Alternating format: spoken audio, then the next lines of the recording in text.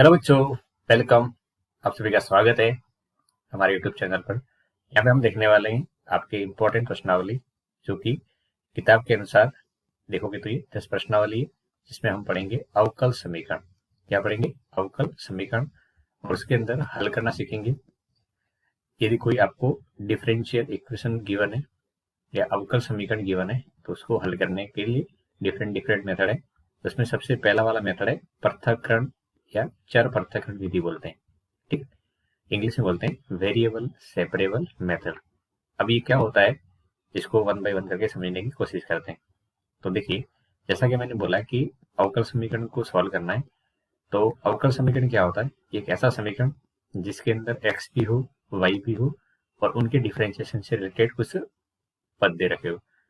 तो सबसे पहला काम तो क्या करेंगे, जो भी हमारे पास में गिवन इक्वेशन होगी उसको d y by d x equal to लिखेंगे एफ एक्स कमा वाई।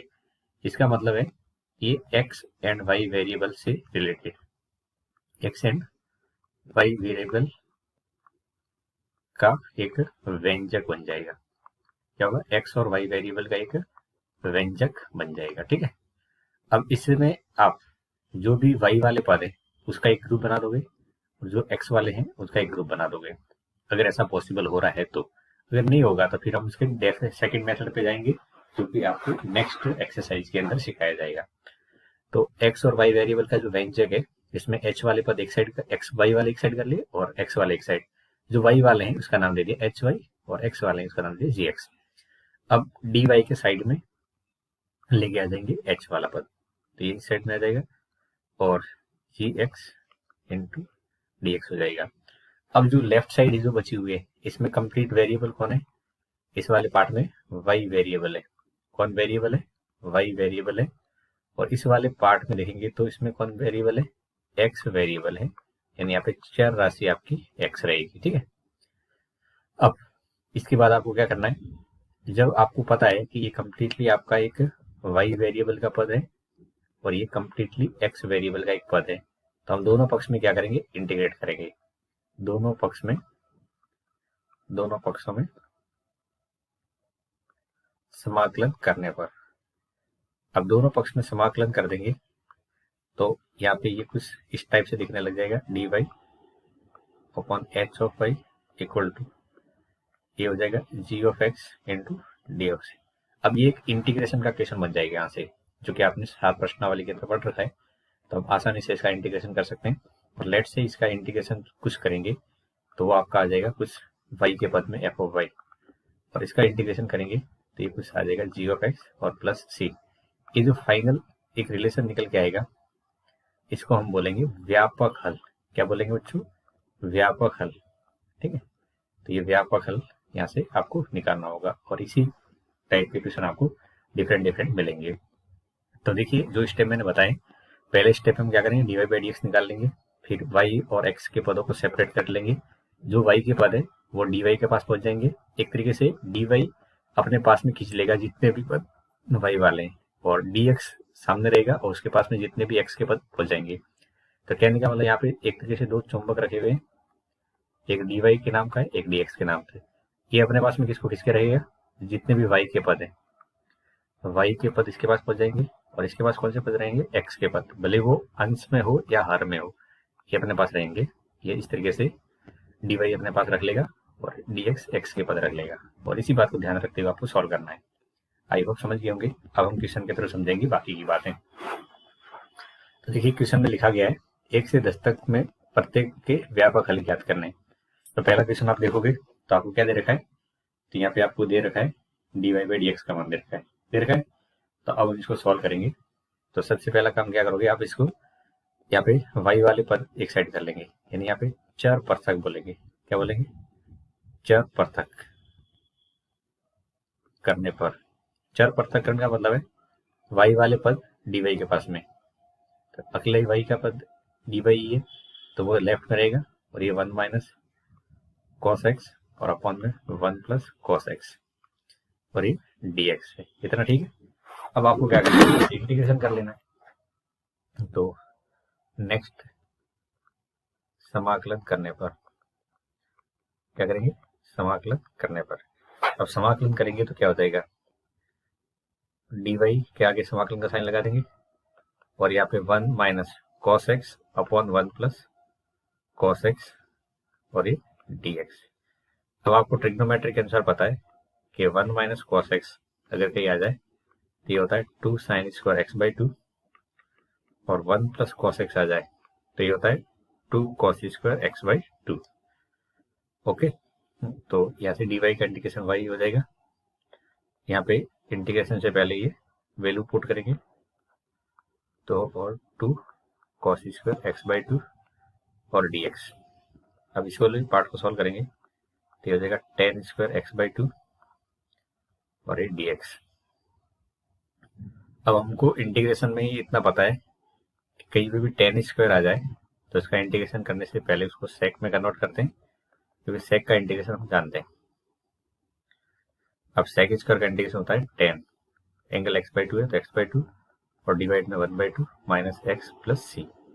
तो फाइनली आपके पास में आ जाएगा वाई इक्वल टू, ये ऊपर जाएगा 2 10 x by 2 minus x plus c. ये जो फाइनल आंसर निकल गया है इसी को हम बोलेंगे व्यापक हल। क्या बोलेंगे इसको? व्यापक हल। तो आई होप समझ गए होंगे कि यहाँ पे जो मेथड है वो क्या है सॉल्व करने का। चलिए नेक्स्ट क्वेश्चन देखते हैं। अब इस क्वेश्चन के अंदर आप देखोगे तो आपको वापस से d y by d x दे रखा है। अब आपको ये साइड में दे रही है, ये प्रांत होता है। क्या होता है? प्रांत।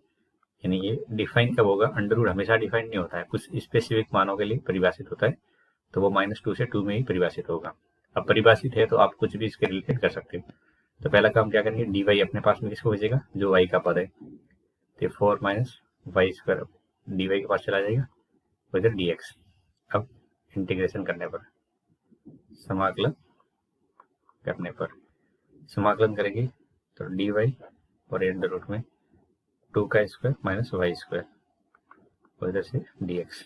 अब आपको पता है ये जो फॉर्मूला है इंटीग्रेशन के अंदर हमने पढ़ रखा है, डी एक्स और अंदर आता है ए स्क्वायर माइनस एक्स स्क्वायर, तो क्या होता है? साइन इनवर्स एक्स बाई ए और प्लस सी। तो यहाँ पे एक्स की जगह वाई, ए की जगह 4 है, सॉरी 2 का स्क्वायर है, तो sine inverse y by 2 equal to x plus c. अब यहाँ से वाई की वैल्यू निकालनी है लास्ट में, तो साइन को सामने ले जाएंगे तो y by 2 equal to sine x plus c. तो वाई की वैल्यू क्या आ जाएगी? 2 साइन एक्स प्लस सी निकल के आ जाएगा। ठीक है, तो ये हमारा फाइनल आंसर हो जाएगा इसका। अगला क्वेश्चन देखेंगे। इस क्वेश्चन के अंदर आपको दिख रहा होगा, तो जैसा कि मैंने बोला है कि पहला स्टेप क्या करते हैं, आपको d y by d x की वैल्यू निकालनी है। तो यहाँ पे d y by d x की वैल्यू लिखेंगे तो क्या आएगा? Equal to 1 minus y. तो d y by d y के साथ में कौन सा पता जाएगा? 1 minus y equal to a d x. इसे बोलेंगे चर पृथक हो गए। क्या हो गए? चर पृथक। डी वाई वाले पद अपने पास किसको किसके लेके आ गया? वाई के पद। अब यहाँ पे इसमें से आप माइनस साइन को हटा दो। यहाँ से क्यों हटा रहे हैं आपको समझ में आ जाएगा जब कैलकुलेशन करोगे बार बार। अब इंटीग्रेशन करने पर, तो इंटीग्रेशन करेंगे d y upon y minus 1 और इधर माइनस का डी एक्स। तो ये हो जाएगा आपका लॉग, बेस में ई है, ध्यान रखना जहां पे भी लॉग लिखेंगे बेस में ई है, minus x plus c. I hope यहाँ पे ठीक है। अब जैसा कि मैंने बोला है कि लास्ट में आपको कहाँ छोड़ना है? वाई के पद में आंसर छोड़ना होता है। तो यहाँ से वाई माइनस 1 बराबर ये हो जाएगा ई की पावर में माइनस एक्स प्लस सी। ये ध्यान रखिए, यदि आपको लॉग वाई, यहाँ पे बेस ए है, इधर वाई है, इधर कुछ कांस्टेंट पद है सी, तो यहाँ से वाई की जो वैल्यू निकल के आती है वो ए की घात सी आती है। ठीक है, अगर ये दे रखा है तो इससे वाई का मान कैसे निकालते हैं? वाई इक्वल टू ए की घात सी हो जाएगा। तो यहाँ पे ई बेस है तो ई की घात माइनस एक्स प्लस सी। अब यहाँ से वाई की वैल्यू लिखेंगे तो 1 इधर जाएगा तो प्लस का हो जाएगा ये e की पावर x टू e की पावर c। अब e की पावर c भी कांस्टेंट है, क्या है? कांस्टेंट है, तो इसका नाम मैं कांस्टेंट में कुछ दे सकता हूँ ये। तो हमारा आंसर क्या हो जाएगा? y इक्वल टू 1 प्लस ए की पावर माइनस एक्स हो जाएगा। तो ये हमारा फाइनल आंसर हो जाएगा। ठीक है, चलो तो नेक्स्ट, अब यहाँ पे क्वेश्चन में देखेंगे तो ये आपको एक इक्वेशन दे रखी है। यहाँ से आपको पहला काम क्या करना है, वेरिएबल सेपरेट करना है। तो इसमें प्लस का साइन है, इधर वाले डी वाई को लेफ्ट में रखते हैं, बाकी सब राइट में लेके जाते हैं। तो sec square y 10x d y equal to, ये हो जाएगा सेक स्क्वायर एक्स 10y और dx। अब यहाँ पे डी वाई अपने पास कौन से रखेगा, तो डी वाई चुंबक की तरह काम करता है। डी वाई अपने पास में कौन से रखते हैं, इसके पास में होते हैं y के पद, कौन से होते हैं y के पद। और dx अपने पास में कौन सा रखता है, जो x के पद होते हैं, वो सारे पद dx के पास पहुंच जाते हैं। तो यहाँ पे ये 10x ये यहाँ से जाएगा इधर सामने, तो sec square y d y, इधर से 10y इस साइड में आएगा तो डिवाइड में आएगा, equal to sec square x और डिवाइड में 10x और dx। ये होगी सेपरेशन, वेरिएबल सेपरेशन। ठीक है, क्या होगी, वेरिएबल सेपरेशन हो गया। अब वेरिएबल सेपरेशन हो गया है तो इंटीग्रेशन कर लेंगे। तो sec square y d y upon 10y equal to लिखेंगे तो माइनस का sec square x d x upon 10x। अब जब इंटीग्रेशन करेंगे तो यदि मैं 10 को t रख लूं, क्या कर लूं 10 को t, तो ऊपर dt है, क्या है ऊपर dt, और dt बाई टी का आप इंटीग्रेशन जानते हो, ये होता है log t, इसमें 20 e रहता है। तो कुछ ऐसा ही बनने वाला है। तो इसका इंटीग्रेशन करेंगे तो क्या करेंगे, log t, t में क्या है 10x, लेकिन यहाँ y है तो 10y हो जाएगा। इसे देखेंगे तो log, और ये हो जाएगा 10x और इक्वल टू c लिखेंगे। अब देखो लॉग के दोनों पद एक साइड रखे जाते हैं, हमेशा ध्यान रखना, दो लॉग दूर दूर नहीं रहेंगे, एक ही परिवार के तो साथ साथ रहेंगे। तो log 10y प्लस log में 10x इक्वल टू c। अब log की प्रॉपर्टी से ये सॉल्व कैसे होगा, log की प्रॉपर्टी से दोनों एक ही log के अंदर लिखे जाएंगे तो मल्टीप्लाई में लिखेंगे। तो 10x 10y equal to c, और जैसा कि मैंने सिखाया log को हटाना, तो हो जाएगा 10x 10y equal to e की पावर c। और आपको ध्यान होना चाहिए e की पावर c भी एक कांस्टेंट है। देखना कई से क्वेश्चन में e की पावर c को मैं फिर से c लिख दूंगा, क्या लिखूंगा c, तो ये इसी जगह पे क्या आ जाएगा c।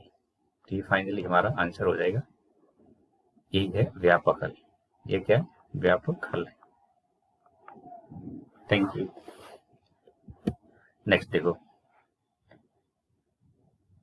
अब इस क्वेश्चन में आपके पास में ये भी बिल्कुल पिछले वाले क्वेश्चन की तरह, तो यहाँ पे हम सिर्फ सॉल्व करेंगे। तो e की पावर x e की power minus x d y equal to लिखेंगे तो e की पावर x और e की पावर माइनस x और ये dx है।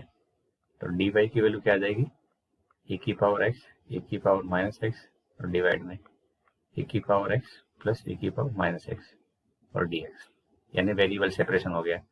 अब इंटीग्रेशन करेंगे तो dy और यहाँ पे e की पावर x e की power minus x upon e की पावर x e की पावर माइनस x और dx। अब देखो इसका इंटीग्रेशन लेफ्ट साइड में कोई दिक्कत है नहीं, ये तो y हो जाएगा। अब राइट साइड के लिए क्या करेंगे, आप पुट करेंगे e की पावर x प्लस e की पावर माइनस x को जगह t, तो ये हो जाएगा e की पावर x माइनस e की power x dx equal to dt। ठीक है, तो ये वाला पार्ट हो जाएगा y और ये हो जाएगा dt बाई टी। अब dt बाई टी का इंटीग्रेशन क्या होगा, log t, और t क्या था इसको यहाँ पे पुट कर लेते हैं। तो t की वैल्यू थी हमारी e की पावर x प्लस e की पावर माइनस x और प्लस का c। तो ये फाइनल आंसर हो जाएगा। चलो आगे, तो अगले क्वेश्चन में देखेंगे। तो यहाँ पे आपके पास में ये भी dy बाई डी एक्स दे रखा है, तो क्या करना चाहिए, यहाँ से dy अपने पास किसको इसके लिए गएगा, सामने से 1 प्लस वाई स्क्वायर को, इधर देखेंगे तो 1 प्लस एक्स स्क्वायर है और ये dx है। अब इंटीग्रेशन कर लेंगे, ये वेरिएबल सेपरेशन हो गया है। और यहाँ पे देखेंगे तो ये 1 प्लस एक्स स्क्वायर और dx। अब dy अपन 1 प्लस वाई स्क्वायर का इंटीग्रेशन होगा, वो तो होगा tan इनवर्स y। कोई दिक्कत? यहाँ पे एक्स क्यूब बाई 3 और प्लस का c। अब ये वाला जो आंसर निकल के है, इसमें से y 10 को सामने लेके जाएंगे, tan इनवर्स 10 बन जाएगा। तो tan x plus x cube by 3 plus c, यही हमारे इस क्वेश्चन का फाइनल आंसर हो जाएगा। ठीक है, बहुत छोटे छोटे क्वेश्चन है। नेक्स्ट देखो, यहाँ पे भी आपको क्या करना है, y वाले पद को लेफ्ट में रखना है। तो minus x d y equal to minus y log y और डी एक्स। तो डी वाई और अपॉन में y वाले पद इस साइड में आएंगे, तो y log y equal to d x by x. अब इंटीग्रेशन कर लेते हैं, तो इंटीग्रेशन करेंगे तो y log y equal to d x by x. अब लेफ्ट साइड में जो दिख रहा है, इसमें हम क्या करेंगे, पुट लॉग वाई की जगह टी, तो हो जाएगा 1 by y d y equal to d t. तो नेक्स्ट देखो क्या होने वाला है इसमें, आपके पास में डी टी बाई टी और equal to d x by x. अब इसका इंटीग्रेशन करेंगे तो लॉग टी, इसका इंटीग्रेशन करेंगे तो लॉग एक्स मोड में और प्लस का सी। अब यहाँ से लॉग, जिससे मैंने बोला है कि कभी दूर नहीं रहते हैं, एक ही जगह दोनों लॉग आ जाएंगे। तो लॉग टी, टी क्या था, log of y minus log of x equal to c. अब लॉग की प्रॉपर्टी से, लॉग की प्रॉपर्टी क्या कहती है कि लॉग में दो पद अगर माइनस में दे रखे हो, तो हम एक ही लॉग के अंदर उनको रेशियो में लिख लेते हैं। तो इस प्रॉपर्टी के अनुसार देखेंगे तो log y upon x equal to c. तो ये हो जाएगा log y by x equal to e की पावर सी। और जैसा कि मैंने बोला है, ई की पावर सी हमारे लिए क्या है, कॉन्स्टेंट है। तो लॉग वाई इक्वल टू हो जाएगा सी एक्स। ठीक है, तो यहाँ से वाई की वैल्यू क्या आ जाएगी, ए की पावर सी एक्स आ जाएगा। क्या आ जाएगा भाई, ए की पावर सी एक्स।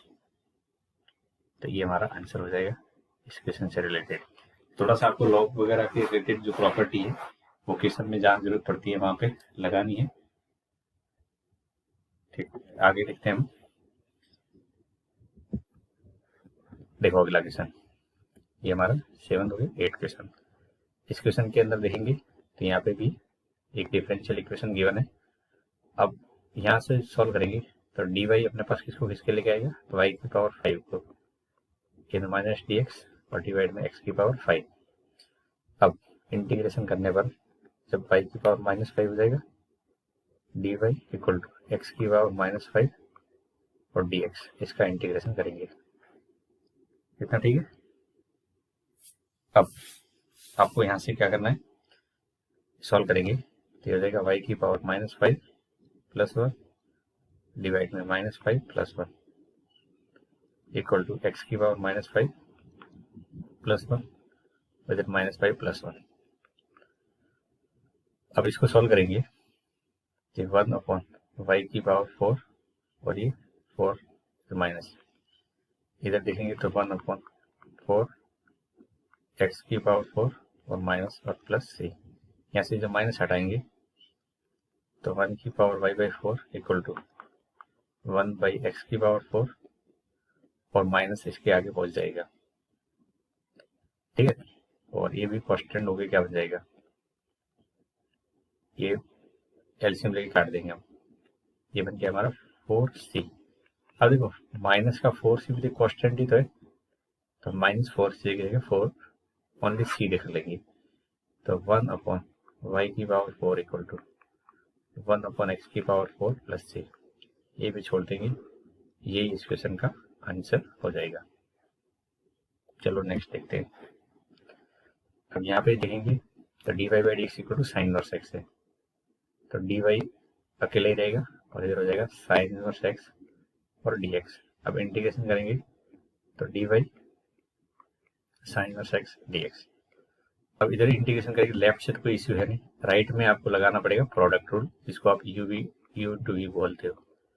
तो यू इंटू वी क्या कहता है, u as it is, v का इंटीग्रेशन, यू का डिफरेंशिएशन, वी का इंटीग्रेशन, और दोनों आ जाए इसका फिर से इंटीग्रेशन। तो डी वाई की जगह वाई आ जाएगा। अच्छा, यहाँ पे u किसको बोलेंगे, तो साइन और एक्स को बोलेंगे, और v इक्वल टू 1 रखेंगे। तो साइन और एक्स 1 का integration minus differentiation of sine और एक्स और 1 का इंटीग्रेशन और फिर dx। तो हो जाएगा y साइन और एक्स और ये x माइनस, यहाँ लिखेंगे तो 1 minus x square into x plus c. तो y equal to x sine और एक्स। देखो यहाँ पे मेनली तो इंटीग्रेशन की क्वेश्चन है। अब इनको सॉल्व करने के लिए जो आपको दिमाग के अंदर अप्रोच करना है वो ये से, अब इसमें क्या करेंगे, माइनस को अंदर ले लेते हैं और 2 से मल्टीप्लाई कर लेते हैं, यहाँ तक ठीक है। क्वेश्चन बाद में लगा देंगे। अब देखो नीचे वाला अगर t है, ठीक है, पुट कर लेते हैं, let 1 minus x square equal to t square. तो 2x dx माइनस का इक्वल टू हो जाएगा 2t dt, होगा नहीं होगा। तो ये बन जाएगा हमारा y equal to x sine और x plus 1/2 minus t d t upon t, minus तो हट गया होगा, ठीक। नीचे वाला पार्ट क्या बनेगा, अंडर रूट के बाद टी बनेगा। तो y equal to x sine और x plus 1/2 t plus c. तो y equal to x sine और एक्स 1/2 और t की जगह क्या आ जाएगा, अंडर रूट में 1 माइनस एक्स स्क्वायर और प्लस का सी। तो ये हमारा फाइनल आंसर हो जाएगा। आई होप यहाँ तक समझ गए होंगे आप। चलिए नेक्स्ट क्वेश्चन नंबर 10 देखते हैं। इस क्वेश्चन में आपको दे रखा है ए की पावर एक्स 10y, ये तो दे ही रखा है। तो dy वाला पद एक साइड रखते हैं, तो 1 माइनस ए की power x sec square y d y equal to लिखेंगे तो ए की पावर एक्स 10y और dx। अब यहाँ से क्या करना है, y वाले पद एक साइड करने हैं, तो sec square y d y और डिवाइड में 10y equal to minus a की पावर एक्स dx और डिवाइड में 1 माइनस ए की पावर एक्स। वेरिएबल सेपरेशन हो गई, अब इंटीग्रेशन लगाएंगे, तो sec square Y upon 10y। ये थोड़ी देर पहले किसी क्वेश्चन में आया था, और यहाँ पे देखेंगे तो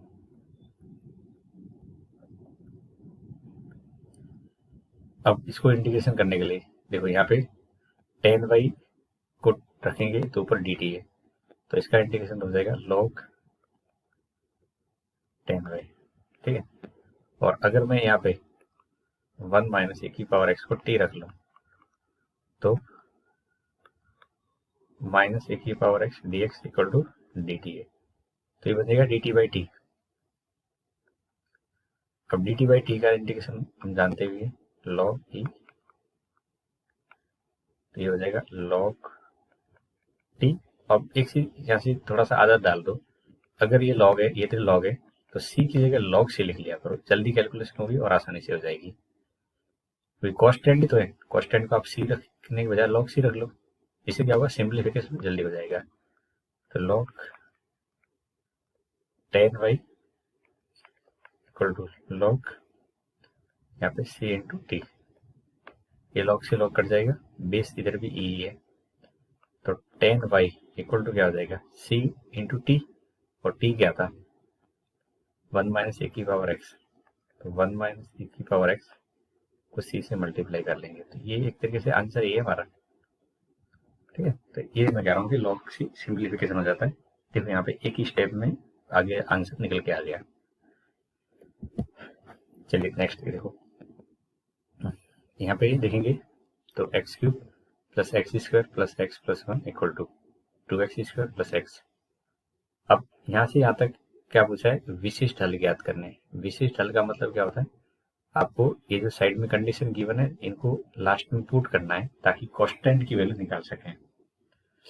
तो यहाँ पे आप देखोगे तो पहले तो ये देख लो, जो x cube minus plus x square plus x plus one है, पहले दो में से एक्स स्क्वायर कॉमन आएगा तो एक्स प्लस वन, अगले दो में से वन कॉमन आएगा और इसको देखेंगे तो एक्स प्लस वन कॉमन आने के बाद में बचेगा एक्स स्क्वायर प्लस वन। तो कहने का मतलब ये वाला पार्ट मेरा क्या है, ये है x plus one into x square plus one.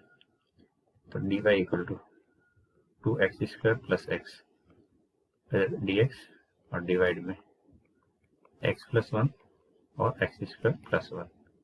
यहाँ पे ठीक है, ये हो गया वेरिएबल सेपरेशन। अब इंटीग्रेशन अगर करेंगे तो इसका इंटीग्रेशन ऐसे हो जाएगा। अब ये एक इंटीग्रेशन का क्वेश्चन है। अब यहाँ पे देखोगे राइट साइड में आपको जो दिख रहे हैं पद, इनका इंटीग्रेशन कैसे किया जाए ये सबसे बड़ा चैलेंज है। तो इसका इंटीग्रेशन करने के लिए आपको यहाँ पे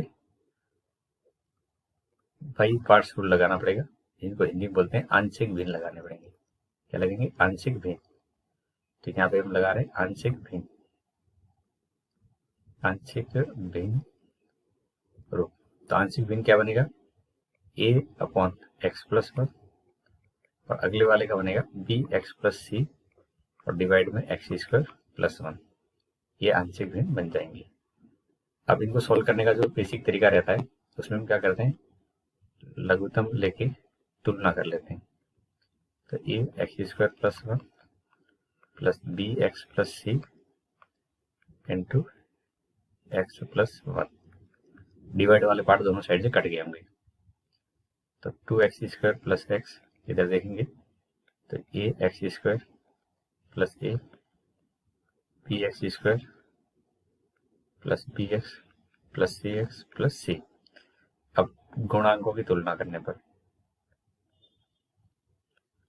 गुणांकों की तुलना करने पर जब तुलना करेंगे तो आपके पास में a plus b x square का गुणांक है राइट साइड में और लेफ्ट में कितना है वो वन है। तो ये एक समीकरण बन जाएगा। x का गुणांक देखो कितना है b और इधर c है, तो b प्लस सी और लेफ्ट में कितना है वन है, तो ये आ जाएगा आपका। और कांस्टेंट पार्ट देखेंगे तो कितना है a प्लस सी है और ये कांस्टेंट लेफ्ट में कोई है नहीं इसलिए जीरो हो जाएगा। अब आपको क्या करना है, इनको सॉल्व करना है। तो सॉल्व करने के लिए आप 4 और 5 को सब्ट्रैक्ट कर लो आपस में। इक्वेशन 4 माइनस 5, 4 माइनस 5 करेंगे तो यहाँ से सी तो कट जाएगा और बन जाएगा ये b minus a equal to 1। ठीक है, इक्वेशन 6 हो गई। अब ध्यान दो, नेक्स्ट यहाँ से आपके पास में इन दोनों को ऐड कर लेंगे तो ए कट जाएगा आपका 2b इक्वल टू 3, तो b की वैल्यू आ जाएगी 1/2। b की वैल्यू कितनी आ जाएगी 1/2 और p की वैल्यू 1/2 आ गई तो a की वैल्यू हो जाएगी माइनस का 1/2 और a की वैल्यू माइनस 1/2 हो गई तो c की वैल्यू हो जाएगी केवल 1/2। तो कहने का मतलब मेरे पास में a b और c तीनों की वैल्यू तो आ चुकी है। अब ये तीनों की वैल्यू आ गई है तो आप इक्वेशन 1 में पुट कर दो, put a b and c in equation 1। 1 है 2 तो यहाँ पे 2 है, ठीक है, 2 में पुट करेंगे तो 2x square plus x upon x plus one और एक्स स्क्वायर प्लस वन। तो यहाँ पे इसको रखेंगे तो माइनस का 1/2 अपॉन एक्स प्लस वन है प्लस 1/2 एक्स प्लस 1/2 और अपॉन में एक्स स्क्वायर प्लस वन है। अब समाकलन कर दो, समाकलन करने पर ठीक है, तो समाकलन करेंगे तो डी वाई इक्वल टू ये जो पद है देखो इसको यहाँ पे अगर पुट कर लेंगे तो इसकी जगह राइट साइड आने लग जाएगी तो माइनस का 1/2 और ये हो जाएगा D x upon x plus one plus यहाँ देखेंगे तो 1/2 x upon x square plus one और डी एक्स और ये 1/2 dx upon x square plus 1। तो dy का इंटीग्रेशन हो जाएगा y 1/2 और इसको लिखेंगे तो log x प्लस 1। अब यहाँ देखेंगे तो इस वाले पार्ट का इंटीग्रेशन कैसे किया जाएगा बच्चों, ध्यान से देखो। तो यहाँ पे इंटीग्रेशन करने के लिए आपको थोड़ा सा यहाँ पे जुगाड़ लगाना पड़ेगा। तो क्या करेंगे, 2 से ऊपर नीचे मल्टीप्लाई कर देते हैं। तो नीचे t के ऊपर dt है, तो इसका इंटीग्रेशन हो जाएगा 1/4 log एक्स स्क्वायर प्लस 1।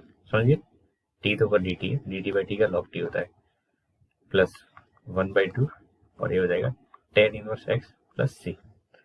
अब क्वेश्चन में क्या पूछा है, ये आपको प्रतिबंध दे रखे हैं, ठीक है, ये प्रतिबंध दे रखे हैं। तो x बराबर 0 और y बराबर 1 यहाँ पे रखने पर, तो जब यहाँ रखेंगे x की जगह 0 और y की जगह 1, तो 1 equal to 1/2 log 0 plus 1 plus 1/4 log 0 square plus 1 plus 1/2 tan inverse 0 plus c।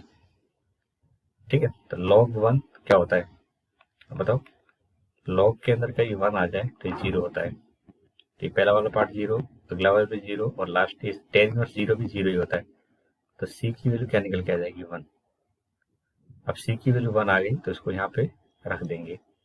तो फाइनली व्यापक हल जो आएगा वो क्या आ जाएगा, विशिष्ट हल, व्यापक नहीं, क्योंकि c की वैल्यू आ गई है। c की वैल्यू निकालने के बाद जो हल निकलता है, या c की वैल्यू अगर एग्जैक्टली रखते हैं तो उसको बोलते हैं विशिष्ट। व्यापक और विशिष्ट में ये फर्क है। ये जो आपका हल निकल के आया है यहाँ तक, इसको तो बोलते हैं व्यापक हल। क्या बोलते हैं, व्यापक, क्योंकि इसमें कांस्टेंट c है। और जब कांस्टेंट का एग्जैक्टली मान आप निकाल लेते हो तो उसको बोलते हैं विशिष्ट हल।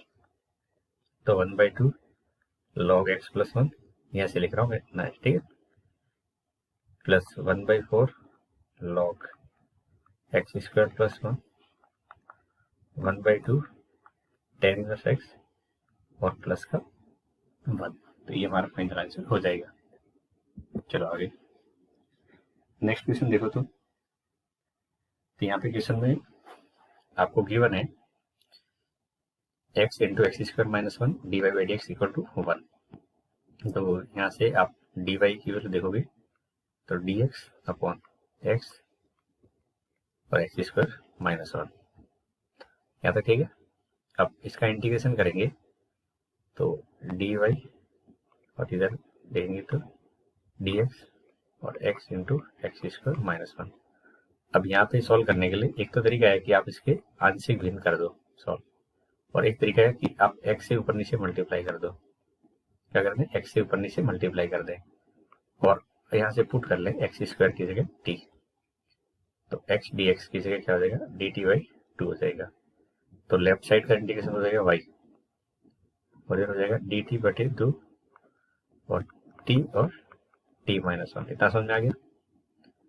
अब y ये 1/2 बार dt upon t into t minus 1, इसको सॉल्व करना है। तो यहाँ पे सॉल्व करने के लिए आपको बेसिकली जो अप्रोच लगाना है वो नीचे वाले दोनों पद हैं, इनका डिफरेंस ऊपर लिखना है ताकि ये 1 डिस्टर्ब नहीं हो। तो नीचे वाला का डिफरेंस t माइनस 1 और नीचे t इंटू t माइनस 1 और यहाँ dt। ये y की जगह y रहेगा 1/2 और इसको अलग अलग करेंगे तो 1/t माइनस 1/t ये dt। अब मैं इसको आसानी से इंटीग्रेट कर सकता हूँ। 1/t माइनस 1 का इंटीग्रेशन क्या हो जाएगा, ये हो जाएगा log t माइनस 1, इधर हो जाएगा log t और प्लस का c। तो y की वैल्यू आ जाएगी 1/2 log t minus 1/t plus c। अब t क्या था, इसको यहाँ पर रिप्लेस कर लेते हैं। तो t की वैल्यू थी आपकी एक्स स्क्वायर, ठीक है, तो इसको यहाँ पे रख लेंगे। तो 1/2 log x square minus 1 by x square, ठीक है, और प्लस का c। क्या आ गया हमारा व्यापक हल।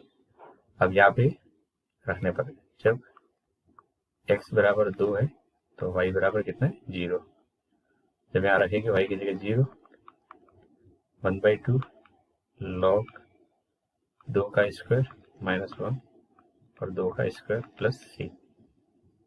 ठीक है, तो यहाँ से मेरे पास में c की वैल्यू जो निकल के आएगी वो आ जाएगी माइनस का 1/2 log 3/4। इसको यहाँ पे ऊपर पुट कर लेंगे तो फाइनली y की वैल्यू क्या बन जाएगी, तो y की वैल्यू देखेंगे तो ये हमारा विशेष हल है, विशेष हल। तो y की वैल्यू हो जाएगी 1/2 log x² -1 by x² और -1/2 log 3/4। ठीक है, तो ये आपका फाइनल आंसर है।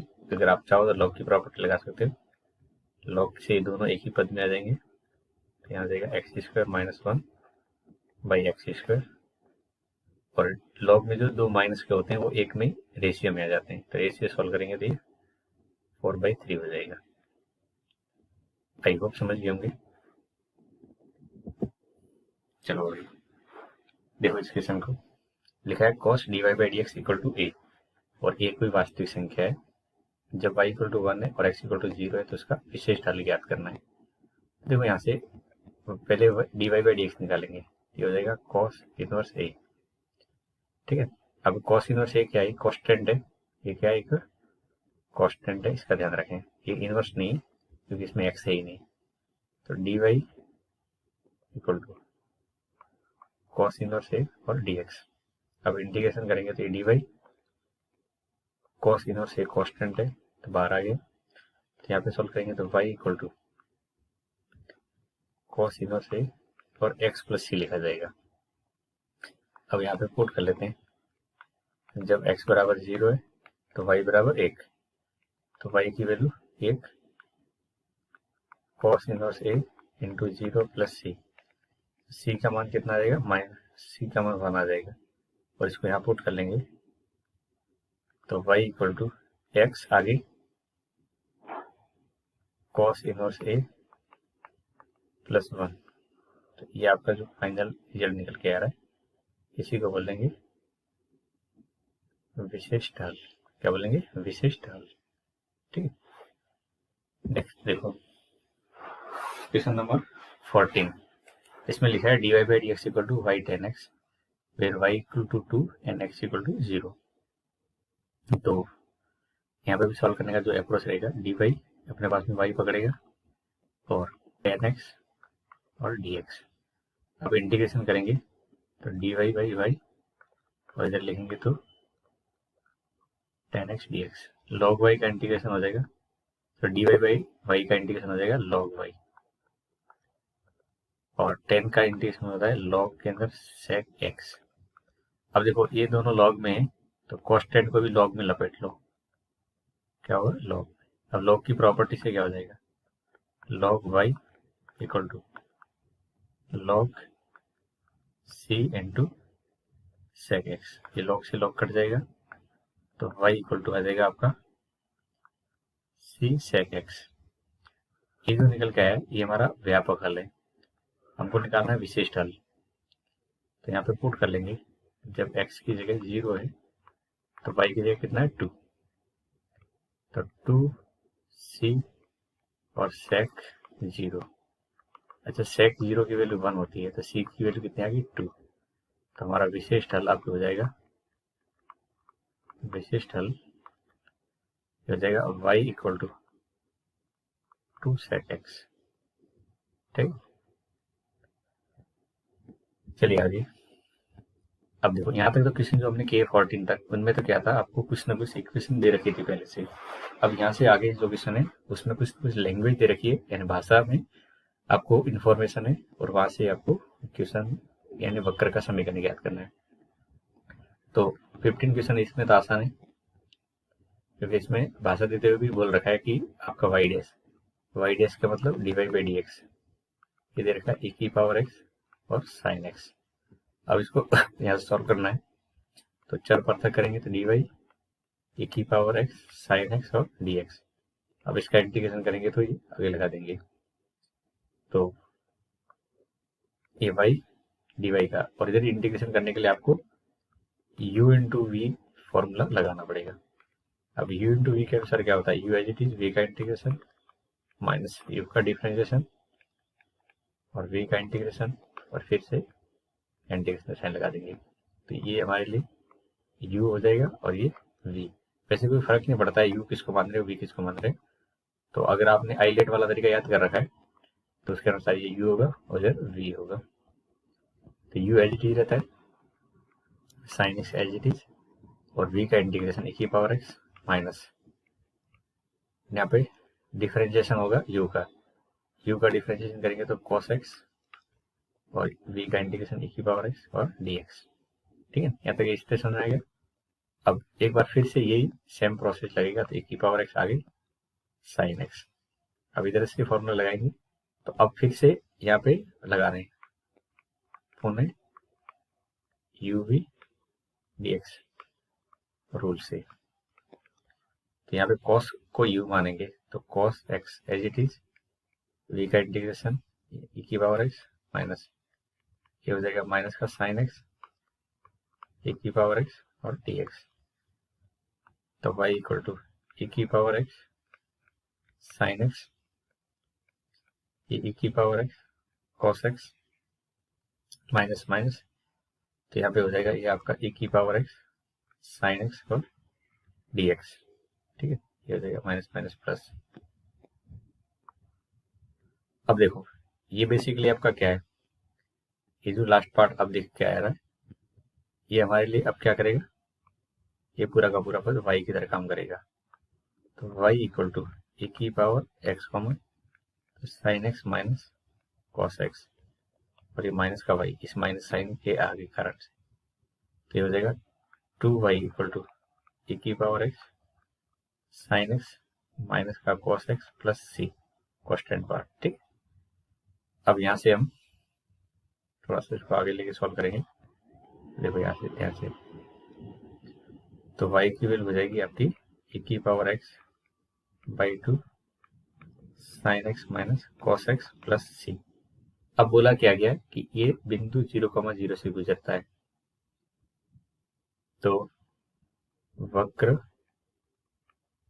बिंदु 0,0 से गुजरता है। इस बात का क्या मतलब है, इसका मतलब है 0,0 इसको संतुष्ट करेंगे। 0 इक्वल टू e की पावर 0 बाई 2 साइन 0 माइनस का कॉस 0 प्लस c। यहाँ से हम c की वैल्यू निकालेंगे तो e की पावर 0 1 होता है, तो 1 बाई 2 साइन 0 0 होता है और cos 0 1 होता है, तो माइनस 1 बाई 2 सामने जाएगा तो प्लस का 1 बाई 2 आ जाएगा। तो c की वैल्यू 1 बाई 2 और इस c को यहाँ पुट कर लेंगे तो आपके पास में फाइनली वक्र क्या आ जाएगा, वक्र आ जाएगा y इक्वल टू e की पावर x बाई 2 ये हो जाएगा साइन x माइनस का cos x और माइनस का 1 बाई 2।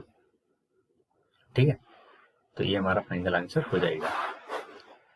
माइनस की जगह प्लस है, ठीक है, तो ये प्लस का 1 बाई 2 हो जाएगा। चलिए आगे, अब इस क्वेश्चन को देखेंगे तो इसमें लिखा गया है अवकल समीकरण x y equal to d y by d x equal to x plus 2 y plus 2 के लिए बिंदु 1,-1 से गुजरने वाला वक्र ज्ञात कीजिए। तो देखो इसका सॉल्यूशन हम लिखेंगे। तो यहाँ पे वक्र तो बोला ही जा रहा है, अवकल समीकरण बोल दिया, इसका मतलब इसको सॉल्व करके आपको y की वैल्यू निकालनी है और y ही वक्र होगा। वक्र क्या होगा, ये जो y का ऐसे जो वैल्यू निकलेगा या इक्वेशन का सॉल्यूशन निकलेगा वही y। तो हम यहाँ पे y dy रखेंगे और इधर से क्या आ जाएगा y plus 2 equal to x plus 2 by x और ये dx। ये हो गया आपका चर पृथक्करण हो गया, चर पृथक्करण। अब चर पृथक्करण के बाद में आप इसको सॉल्व करोगे तो y dy नीचे y plus 2 x plus 2 by x और dx। अब इसको सॉल्व करने के लिए प्लस 2 माइनस 2 कर लेंगे ताकि नीचे वाला पार्ट ऊपर आ जाए dy। फिर इधर सॉल्व करेंगे तो 1 प्लस 2 बाई एक्स और ये dx। अब इधर काटने के बाद बचेगा क्या, 1 माइनस 2 बाई वाई प्लस 2 और इधर dy इधर 1 प्लस 2/x और ये dx। 1 का इंटीग्रेशन y के रेस्पेक्ट में, dy के रेस्पेक्ट में y माइनस 2 फिर log y plus 2 equal to 1 का इंटीग्रेशन dx के रेस्पेक्ट में x और 2 log x प्लस c। यहाँ पे आपको ये मिल गया, इसको हम बोलेंगे इक्वेशन 1। ये भी आपका हल है। अब बोला है कि बिंदु कहाँ से गुजरता है, 1,1 से वक्र गुजरता है। तो बिंदु 1,-1 से वक्र गुजरता है। तो ये 1,-1 क्या करेंगे, उसको संतुष्ट करेंगे। तो -1 minus 2 log -1 plus 2 equal to 1 plus 2 log 1 plus c। अब देखो log 1 की वैल्यू 0 होती है, तो यहाँ से आपके पास में ये वाला पद क्या हो जाएगा, 0 हो जाएगा बेसिकली। ये भी 0 हो जाएगा। तो c की वैल्यू कितनी आ जाएगी, -2 आ जाएगा। c का मान क्या आ जाएगा, -2। और इसको यहाँ पुट कर लेंगे। तो अब आपके पास में वक्र जो आएगा, वक्र आ जाएगा y minus 2 log y plus 2 equal to x plus 2 log x और माइनस का 2। ये हमारा फाइनल आंसर हो जाएगा। ठीक है, चलो आगे। तो अब 17वें क्वेश्चन में देखेंगे। आपको क्वेश्चन में गिवन है बिंदु 0,-2। ये तो बिंदु है जो लास्ट में काम है। ऐसे वक्र का समीकरण ज्ञात कीजिए जिससे किसी बिंदु पर स्पर्श रेखा की प्रवणता, स्पर्श रेखा की प्रवणता क्या होती है, स्पर्श रेखा की प्रवणता dy/dx उस बिंदु के y निर्देशांक का गुणनफल उस बिंदु के y निर्देशांक का गुणनफल उस बिंदु के x निर्देशांक के बराबर है। तो यहाँ पे स्पर्श रेखा की प्रवणता और y के निर्देशांक का गुणनफल। तो अगर मैं कहूँ यहाँ पे प्रश्न के अनुसार में क्या बोला जा रहा है, जो वक्र की प्रवणता है इनटू y का निर्देशांक है वो किसके बराबर है, x निर्देशांक के बराबर है। तो ये बेसिकली बोला गया है यहाँ पे हिंदी में। तो हम यहाँ पे देखेंगे तो y dy इक्वल टू क्या बन गया, x dx बन गया। ठीक है, अब इसको इंटीग्रेट करेंगे तो y dy का इंटीग्रेशन और ये हो जाएगा x dx का इंटीग्रेशन। तो ये हो जाएगा y² 2 और यहाँ पे x² 2 प्लस c। ठीक है, अब यहाँ से हम इसको सॉल्व करेंगे तो y² equal to x² plus का 2c हो जाएगा। ये आगे आपके पास में व्यापक हल। अब बोला है कि बिंदु 0,-2 से वक्र गुजरता है। तो 0,-2 से वक्र गुजरता है, इसका मतलब होता है कि ये पॉइंट इसको सेटिस्फाई करेगा। तो -2 का वर्ग 0 का वर्ग 2c। तो देखो 2c की वैल्यू क्या आ जाएगी, यहाँ से 4 आ जाएगी। अब 2c की वैल्यू 4 को इक्वेशन 1 में रख दें। इक्वेशन 1 में रखने पर तो y² इक्वल टू क्या हो जाएगा, y² equal to x² plus का 4। तो ये हमारे पास में फाइनल वक्र आ गया। ठीक है, यही है जो क्वेश्चन है वक्र पूछा था। वैसे क्या है, ये हाइपरबोला है। क्या है, ये हाइपरबोला है। ठीक है, चलो अगला क्वेश्चन देखते हैं। अगले क्वेश्चन में बोला है कि वक्र के किसी बिंदु पर स्पर्श रेखा की प्रवणता मतलब dy/dx। प्रवणता का मतलब होता है dy/dx। स्पर्श बिंदु को बिंदु -4,3 से मिलाने वाले रेखाखंड के दुगुनी यदि वक्र बिंदु -2,1 से गुजरता है तो इस वक्र का समीकरण ज्ञात कीजिए। तो चलिए एक करके समझते हैं। किसी बिंदु पर स्पर्श रेखा की प्रवणता है स्पर्श बिंदु को बिंदु से मिलाने वाली प्रवणता का दुगुनी है। तो प्रश्न के अनुसार ये स्पर्श बिंदु है। ठीक है, ऐसे P पॉइंट है और दूसरा पॉइंट है ये मैं बोल देता हूँ Q पॉइंट है, -4,3। अब इनकी जो प्रवणता आएगी इससे स्पर्श रेखा की प्रवणता दुगुनी है। तो इसका जो प्रवणता होगी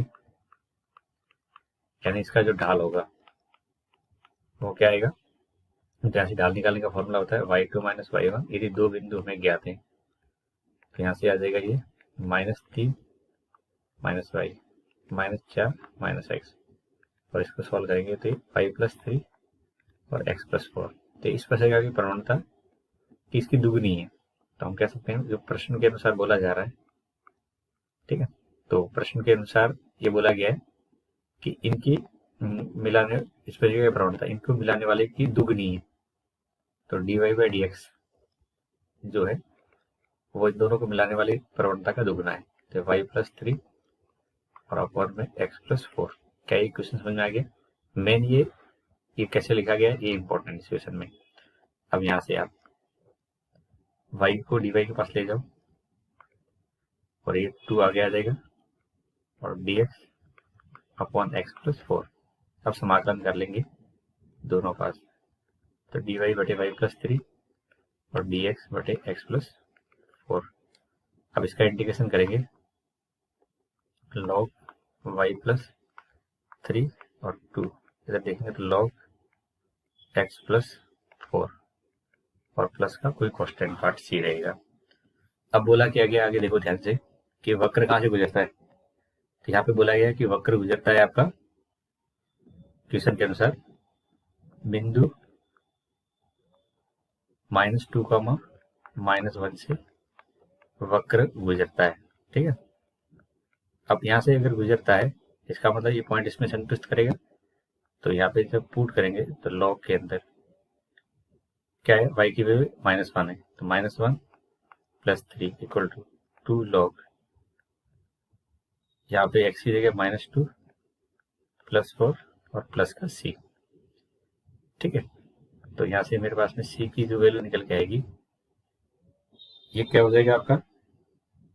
तो यहाँ से ये देखेंगे, देखो पहले थोड़ा सा सॉल्व कर लेते हैं इसको। तो ये है आपका log 2 हो जाएगा, कितना हो जाएगा log 2, और ये है आपका 2 log 2 + c। तो मैं कह सकता हूँ c की वैल्यू मेरी आएगी वो log -2 आएगा। अब इसको यहाँ पे पुट कर लेते हैं, तो यहाँ से क्या बन जाएगा, log के अंदर क्या बन जाएगा, log के अंदर y + 3 =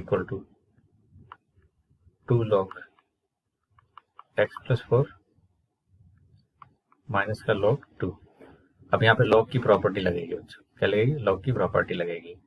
तो log की प्रॉपर्टी से ये लेफ्ट साइड में तो कुछ चेंज करने रहे, राइट साइड वाले पद को एक ही log में लिखेंगे। तो x + 4 का स्क्वायर और डिवाइड में 2, यहाँ से log से log कट जाएगा, तो y + 3 = आ जाएगा x + 4 का होल स्क्वायर और अपॉन में 2, ठीक है।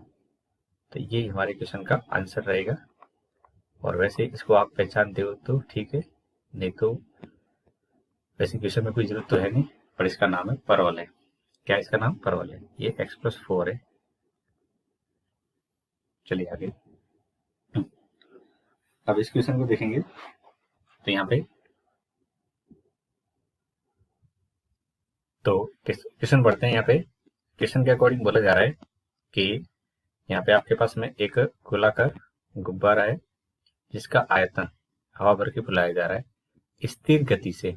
स्थिर गति का मतलब होता है कांस्टेंट से बदल रहा है, तो चेंज हो रहा है। यदि आरंभ में गुब्बारे की त्रिज्या 3 इकाई है और 3 सेकंड के बाद में वो 6 इकाई हो जाती है, तो t सेकंड के बाद गुब्बारे की त्रिज्या ज्ञात करनी है। हो सकता है आप में से कई बच्चे इस वीडियो को इसलिए देख रहे हो क्योंकि ये क्वेश्चन आपका डाउट में हो। तो सबसे पहले तो आपको जो लाइन बोली है स्थिर गति से, इसका मतलब है कि हमें सॉल्यूशन में क्या दिया है, तो आपको भी क्वेश्चन के अकॉर्डिंग हमें बोला गया है कि आयतन स्थिर गति से बदल रहा है। तो dv/dt = k है, जो बदलता है वो टाइम के रेस्पेक्ट में यहाँ पे बोला जा रहा है। तो dv/dt = k, ये आपको क्वेश्चन में गिवन है। कैसे गिवन है, स्थिर गति से बदल रहा है, बदलने का मतलब dv/dt, और कैंसिल के लिए कांस्टेंट है, तो dv/dt = k। अब हम जानते हैं कि गुब्बारे की त्रिज्या मानव गुब्बारे की त्रिज्या इक्वल टू आर है, तो जो इसका आयतन होता है, यदि मैं इसको v से डिनोट करता हूँ तो गुब्बारे का आयतन होता है 4/3 पाई आर क्यूब। अब यहाँ से इसको t के रेस्पेक्ट में अगर मैं डिफ्रेंशिएट करता हूँ तो 4/3 पाई और 3r² dr/dt, ये हो जाएगा 4 पाई r² और dr/dt हो जाएगा। ठीक है, अब आप क्या करोगे कि यहाँ पे dv/dt की वैल्यू पुट करने पर ये जो वैल्यू दिख रही है इसको यहाँ पे पुट कर लेंगे, तो 4 pi r² dr/dt equal to k। Finally मैंने r में रखा है क्योंकि सारी जानकारी मुझे रेडियस और टाइम के रेस्पेक्ट में दे रखी है। अब यहाँ से आप वेरिएबल सेपरेट करोगे तो जैसे अब तक y हुआ करता था, यहाँ पे r आ गया है, तो r² और dr, ठीक है, इक्वल टू लिखेंगे तो k/4 पाई और ये dt, इतना ठीक है। अब यहाँ से आगे क्या करना है आपको, समाकलन करने पर तो r² dr का इंटीग्रेशन k/4 पाई कॉन्स्टेंट है तो केवल dt। अब r² dr का इंटीग्रेशन करेंगे तो r³ 3 और k/4 पाई और t प्लस c हो जाएगा। ये इक्वेशन आ गई हमारे पास में 1, इतना ठीक है। अब स्टार्टिंग में देखो आपको क्वेश्चन में कि आरंभ मतलब एकदम स्टार्टिंग जब टाइम 0 था, तो जब t आपका 0 था तो r कितना है, 3 इकाई क्वेश्चन के अनुसार बोला गया है, तो मैं t की जगह 0 कर दूंगा, r की जगह 3, तो 3 का cube by 3 equal to k/4 pi into 0 plus c। यहाँ से c की वैल्यू कितनी आ जाएगी, 27/3, तो 9 आ जाएगा। अब ये जो वैल्यू आती जाएगी उसको आपको ऊपर पुट करते जाना है, तो अब हमारे पास में r³ इक्वल टू हो जाएगा k/4 pi into t plus 9 हो जाएगा। ये इक्वेशन होगी सेकेंड। अब देखो कुछ टाइम बाद 3 सेकेंड के बाद त्रिज्या कितनी, 6 इकाई है, तो मैं कहूँगा जब r टाइम की जगह 3 है तो r की जगह कितना हो गया, 6 हो गया, कितना हो गया, 6 इकाई हो गई। तो हम यहाँ पे पुट करेंगे t की जगह 3 और r की जगह 6, तो 6⁻³ k/4 pi into 3 plus 9। Okay, तो यहाँ से हमारे पास में k/4 पाई की वैल्यू निकलेगी। तो देखो ये आपका पार्ट जो है, इसमें अगर 6⁻³ देखें तो 216 होता है, और 216 में अगर 3 से डिवाइड कर दें, ठीक है, तो 3 से डिवाइड करेंगे तो ये आपका हो जाएगा 72, तो ये 72 है,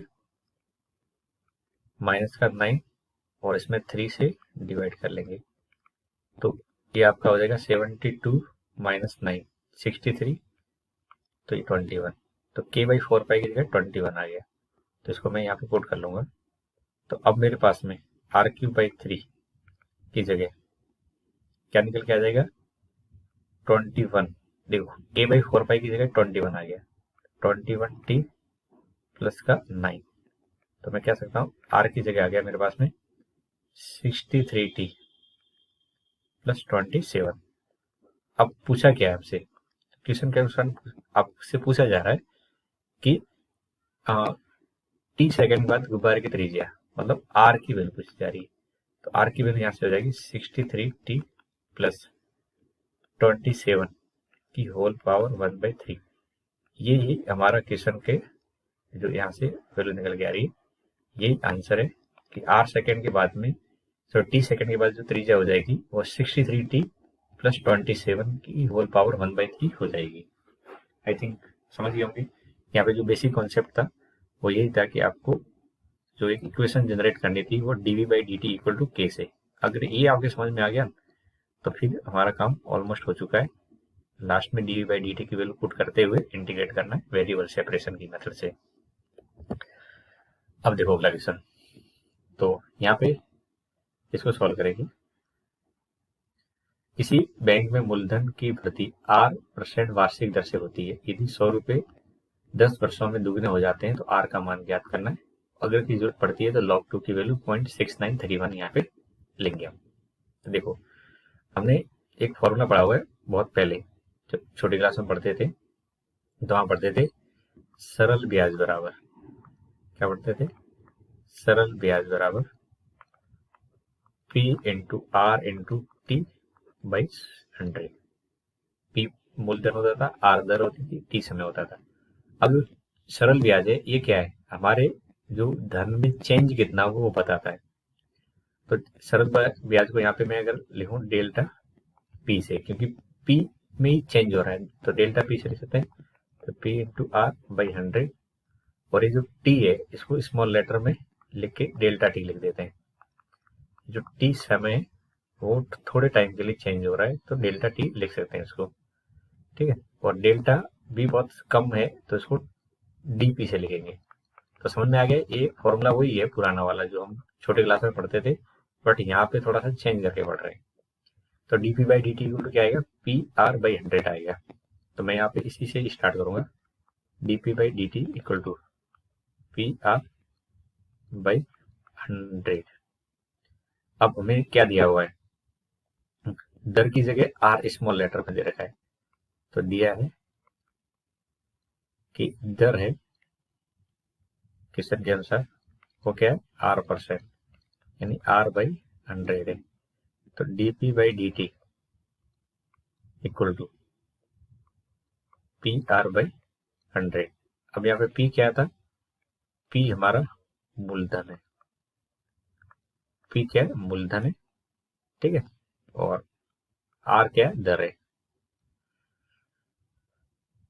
अब क्वेश्चन के अकॉर्डिंग आपको सॉल्व करना है, तो यहाँ पे वेरिएबल सेपरेशन करेंगे। तो d p by p equal to r constant है, दर तो कॉन्स्टेंट होती है, बैंक जब ब्याज देता है तो वो एक निश्चित दर पे मिलता है पूरे साल भर, ऐसा नहीं कि रोजाना चेंज होता रहता है वो। अब इसमें इंटीग्रेशन करेंगे तो d p by p equal to r by 100, और ये डी टी कॉन्स्टेंट इसलिए बाहर आ गया। अब डीपी बाई पी का इंटीग्रेशन करेंगे तो ये हो जाएगा लॉग पी, और ये आर बाई 100 और टी प्लस सी हो जाएगा, इतना ठीक है। अब देखो नेक्स्ट यहाँ से क्या आपको करना है। अब हमें बोला गया है कि 100 रुपए 10 वर्ष में दुगने हो जाते हैं। तो कहने का मतलब 100 रुपए जमा करवाए, तो जब टाइम 0 था, एकदम स्टार्टिंग में गए थे, उस दिन कितना धन था, 100 रुपए। तो जब t इक्वल टू 0 है तो p इक्वल टू 100 यहाँ पे कंडीशन रखेंगे। तो log 100 equal to r by 100 0 plus c. यहाँ से c की वैल्यू क्या आ जाएगी हमारे पास में, log 100 आ जाएगा, बेस में e है। अब इसको यहाँ पे पुट कर लेंगे इस जगह से, इक्वेशन 1 से, तो हो जाएगा log p equal to r by 100 t plus log 100। अब आपको पता है log के पद एक ही साइड लिखे जाते हैं, तो जब log के पद को लेफ्ट में लेंगे तो p बाई 100 हो जाएगा, और ये हो जाएगा r बाई 100 प्लस t, ये इक्वेशन सेकेंड हो जाएगी। अब बोला है कि 10 वर्ष में दुगने हो जाएंगे, तो जब 10 वर्ष टाइम t की जगह 10 हो जाएगा तो p की जगह दुगना, दुगना मतलब 200 हो गए होंगे, ठीक है। दुगने का मतलब क्या होता है, 100 की जगह 200 हो गए। अब यहाँ पे इसे ऊपर पुट करेंगे, log 200 बटे 100 इक्वल टू r बटे 100 गुणा 10, ठीक है। तो यहाँ से r की वैल्यू r बाई 10 की जगह कितना आ जाएगा, log बेस में e है, ध्यान रखें यहाँ पे log में बेस में क्या e है, तो log 2 आ जाएगा। अब log 2 का मान कितना है आपका, 0.6931, तो यहाँ से r की वैल्यू कितनी आ जाएगी, 6.931, और परसेंटेज में हमेशा दर कैसे होती है, परसेंटेज में होती है, तो 6.931 परसेंटेज की यहाँ पे दर मिल रही होगी। आई होप समझ गए होंगे। अब आपको समझ में इस क्वेश्चन से आ जाना चाहिए कि अवकल समीकरण एक्चुअली काम कहाँ आता है। जो भी हम बैंक के अंदर सॉफ्टवेयर वगैरह देखते हैं तो इनमें जो कैलकुलेशन की जाती है, तो कैलकुलेशन का जो बेसिक यहाँ पे आइडिया लिया जाता है वो इस अवकल समीकरण से ही लिया जाता है। चलिए आगे। किसी बैंक में मूलधन की वृद्धि दर 5 की दर से होती है। इस बैंक में 1000 रुपए जमा कराए जाते हैं तो 10 वर्ष के बाद कितनी राशि हो जाएगी। पिछले क्वेश्चन का जस्ट उल्टा है, उसमें 10 वर्ष के बाद में बोला कि दुगनी हो गई थी, अब यहाँ बोल रहा है बट यहाँ दर अलग है। ठीक है, तो क्वेश्चन में हमें मान लेते हैं, माना मूलधन P है और दर देखेंगे तो यहाँ पे R देख लेते हैं, या R की जगह कितना है, ये 5% है। ठीक है, तो 10 वर्ष बाद कितनी राशि हो जाएगी। तो हम यहाँ पे जो समीकरण यूज करेंगे वो है dp/dt इक्वल टू PR/100। ये मैंने समझा भी दिया था पिछले लॉजिक में कि यह कैसे आता है, क्यों आता है। ठीक है, तो dp/dt इक्वल टू PR/100। अच्छा, यहाँ पे आपके दिमाग में आएगा सर 1000 रुपये जमा कराए तो P की जगह 1000 रख लेते हैं। ये लास्ट में रखना है आपको, और दर पहले रख लेनी है। तो dp/dt इक्वल टू P5 और बटे में 100। तो dp/dt इक्वल टू P/20। अब यहाँ से देखेंगे तो dp/P और dt/20। अब इंटीग्रेशन करेंगे तो dp/P इक्वल टू dt और ये 1/20 आगे आ गया होगा। अब यहाँ से सॉल्व करेंगे तो ये log P equal to t/20 plus c हो जाएगा। इतना ठीक है। अब देखो, जब t 0 था यानी स्टार्टिंग में, एकदम स्टार्टिंग में, तो p कितना था, उस दिन आपके जो जमा करवाएगा वो भी धन होगा। अब इसमें पुट कर लेते हैं log 1000 0/20 प्लस c। तो यहाँ से c की जो वैल्यू निकल के आएगी और log 1000 निकल के आएगी। ठीक है, अब इसको यहाँ पे पुट कर लेते हैं, ये हो जाएगा log के अंदर p t/20 प्लस log में 1000। अब दोनों log एक साइड कर लेंगे तो log की प्रॉपर्टी से ये p/1000 बन जाएगा और इक्वल टू t/20 हो गया। यहाँ से log हटाएंगे या ऐसे, तो जब टाइम 10 साल बाद, कितना है 10 साल, तो p की जगह पूछा जा रहा है p क्या होगा, तो log p/1000 बदल लेंगे तो 10/20 हो जाएगा 0.5। यहाँ से p की वैल्यू जो निकल के आएगी वो e की पावर में p/1000 इक्वल टू e की पावर में 0.5 आएगा।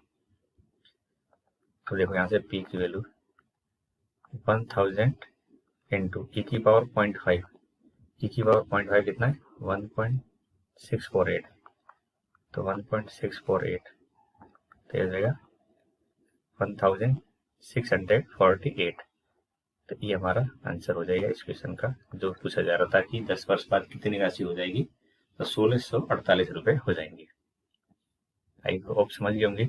दोनों क्वेश्चन एक ही टाइप के थे, इन दोनों के अंदर आपको इसी इक्वेशन से शुरुआत करनी है, ये आपको पता होना चाहिए। ये इंपॉर्टेंट है, इस क्वेश्चन की पूरी जान है कि अगर आपको ये पता है कि dp/dt इक्वल टू PR/100 होता है तो फिर आप क्वेश्चन में नेट होगे। ठीक है, चलिए नेक्स्ट क्वेश्चन देखते हैं। ये भी वेरी वेरी इंपॉर्टेंट क्वेश्चन है। आप में से हो सकता है इस क्वेश्चन की वजह से भी कई बच्चे इस क्वेश्चन को देख रहे हैं, वीडियो को देख रहे होंगे। तो अच्छा लगे वीडियो तो जरूर लाइक कर लेना। किसी जीवाणु समूह में जीवाणु की संख्या 1 लाख है, कितना 1 लाख है। 2 घंटे के बाद इनकी संख्या में 10% की वृद्धि हो जाती है।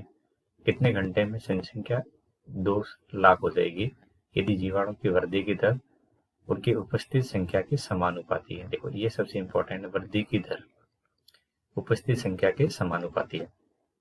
अब देखो इसको समझते हैं। तो माना किसी समय टी पर जीवाणुओं की संख्या, किसकी संख्या, जो जीवाणु है, जीवाणुओं की संख्या पी है। किसी समय टी पर जीवाणुओं की संख्या कितनी है, पी। अब उनमें जो वर्धी दर होगी वो क्या होगी, देखो अगर संख्या पी है तो वर्धी की जो दर होगी वो डीपी बाई डी टी होगी। क्या होगी, डीपी बाई डी टी।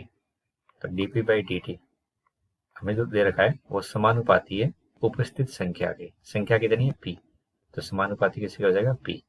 ये आपको एक क्वेश्चन के प्रश्न में जो लिखा था प्रश्नानुसार, ये वाली बात से समझ में आ जाना चाहिए।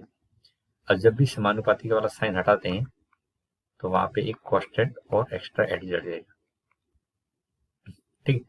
अब यहाँ से आपको क्या करना है, वेरिएबल सेपरेशन करने हैं, चर पृथक्करण करने हैं। तो d p by p equal to k और डिवाइड बाई डी टी है, तो के डी टी हो जाएगा। अब यहाँ से इंटीग्रेशन करना है, तो के कांस्टेंट है, डी टी का इंटीग्रेशन, डीपी बाई पी का इंटीग्रेशन करेंगे तो लॉग पी इक्वल टू के टी प्लस सी, इतना ठीक है। ये समीकरण हो गया हमारा फर्स्ट। अब यहाँ से आपको जो जो बातें बोलेगी उसके अनुसार चलना है। किसी जीवाणु समूह में स्टार्टिंग में कितना था, 1 लाख थे, तो हमने 1 लाख जो स्टार्टिंग वाली थी उसको रेफरेंस मान लेते हैं। तो जब टाइम 0 था जहां से काउंटिंग स्टार्ट की, गणना वगैरह इसको स्टडी करना, क्योंकि उसके जस्ट 2 घंटे की बाद की आपको 10% की वृद्धि बोला है, तो स्टार्टिंग को आपको क्या करना है, यहाँ पे 0 रखना है, ठीक है, जब से गणना स्टार्ट कर रहे हैं। तो पी कितना था हमारा, 1 लाख था, 10 की घात 5 था, ठीक है। तो इसको यहाँ पे ऊपर पुट कर लेंगे तो हो जाएगा लॉग 10 की घात 5 इक्वल टू के 0 प्लस सी। तो हमारे पास सी की वैल्यू क्या आ जाएगी, लॉग 10 की घात 5। इसको यहाँ पर पुट कर लेंगे, जैसे मैं ऊपर पुट करता हूँ तो ये बन जाएगा लॉग पी इक्वल टू के टी प्लस लॉग बेस में ई 10 की घात 5। अब इसको लेफ्ट में ले आएंगे, तो जैसे लेफ्ट में लेके आएंगे तो हो जाएगा पी अपॉन 10 की पावर 5 लॉग की प्रॉपर्टी से। इसमें तो कोई दिक्कत नहीं किसी को समझने में कि लेफ्ट में कैसे हो गया ऐसा। अब देखो, अब आगे बोला जा रहा है कि 2 घंटे में इसमें 10% की वृद्धि हो जाएगी। तो देखो 2 घंटे बाद, 2 घंटे बाद जितने हैं वो तो रहेंगे, 1 लाख तो हैं वो रहेंगे, और 10% और इसमें बढ़ गए होंगे, किसके, जो 1 लाख थे उसके 10% बढ़ा देंगे, तो 1 लाख तो जो है वही, और 1 लाख का 10% होता है आपका 10,000, तो ये कुल मिला के हो जाएंगे 110,000, 1,10,000 हो जाएंगे। कितना हो जाएंगे, 1,10,000 हो जाएंगे। तो ये 2 घंटे की बात में, तो कहने का मतलब जब हमारा T2 आवर है तो P की संख्या कितनी हो जाएगी, उसकी संख्या 1,10,000 हो जाएंगी, ठीक है, 1,10,000 हो जाएंगे। समझ गए होंगे, बेसिक सा कॉमन सेंस है कि 10% अगर बढ़ गए होंगे तो 1 लाख का 10% कितना होता है, 10,000, तो 10,000 इसमें ऐड हो गए होंगे। अब आप यहाँ पे ऊपर पुट कर लोगे तो लॉग यहाँ पे पुट करेंगे, ठीक है, तो पी की जगह तो 1,10,000 रख लेंगे और नीचे 1 लाख तो ही इक्वल टू के, और यहाँ पे टाइम की जगह कितना आ जाएगा 2। तो मैं यहाँ से कह सकता हूँ के की जो वैल्यू मेरी निकल के आएगी वो 1/2 लॉग 11/10 आ जाएगा, ठीक है। यहाँ से ये कट गए भाई, 0 तो कट जाएंगे सारे, 11/10 बच जाएगा। अब इसकी वैल्यू को वापस ऊपर पुट कर लो, तो अब आपके पास में जो समीकरण बन गया होगा लॉग पी अपॉन 10 की घात 5 इक्वल टू 1/2 लॉग 11/10 बन गया होगा। ये तीसरा समीकरण हो गया। इन पिछले तीनों क्वेश्चन आप देखोगे तो उसमें सेम स्टेप फॉलो किए, पहले आपने सी की वैल्यू निकाली, फिर कोई कॉन्स्टेंट उसकी वैल्यू निकाली, और लास्ट में जो पूछा है वो अब पूछा है कितने टाइम के बाद में 2 लाख हो जाएंगे। तो क्वेश्चन के अनुसार हमें पूछा जा रहा है कि टाइम कितना होगा, टी पूछा जा रहा है जब पी की वैल्यू 2 लाख कितना हो जाए, 2 लाख हो जाए। तो यहाँ पे पी की जगह 2 लाख रख देंगे, तो 2 लाख को मैं लिख सकता हूँ 2 × 10⁵, नीचे 10⁵ है। अच्छा, यहाँ पे टी भी है, ध्यान रखना। तो 1/2 log 11/10 इंटू टी। अब यहाँ से कट जाएंगे तो मैं टी की वैल्यू निकालूंगा। देखो कितना हो गया आपका, 2 क्रॉस मल्टीप्लाई होगा, 2 log 2 और बटे log 11/10। ठीक है, ये जो फाइनल वैल्यू निकल रहा है ये हमारा आंसर है जो इस क्वेश्चन में पूछा जा रहा है। जैसा भी है लॉग के अकॉर्डिंग ये वही आंसर है जो इस क्वेश्चन में पूछा गया है। ठीक है, तो क्या करना था आपको, ये dv/dt सबसे इंपॉर्टेंट, ये आपको लिखना आना चाहिए, बाकी सब ठीक है। अब लिख लो लास्ट क्वेश्चन।